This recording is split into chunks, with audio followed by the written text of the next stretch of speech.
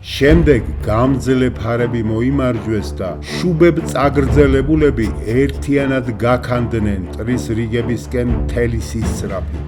სწორედ ამ დროს დაიქუხა 12,000-მა ცეცხლსასროლმა იარაღმა ყიზილბაშთა მეწინავე რიგებიდან. ტყუის ზალპმა ქართველები ოდნავ შეაყოვნა, თუმცა სანამ მეორე ცეცხლის ზალპი წამოვიდოდა, ელვის სისწრაფით შეიჭრნენ მეტოფეთა რიგებში და დაუნდობელი ხოცვა ჟლეტით არიეს ისინი.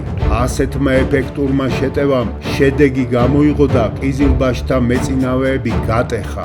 ამ დროს მანუჩარ ათაბაგმა სასიკვდილოდ დაჭრა მეწინავეთა და მეტოფეთა სარდალი ამირ გუნახანი, რომელიც ყაჯარებმა ბრძოლის ველს გაარიდეს.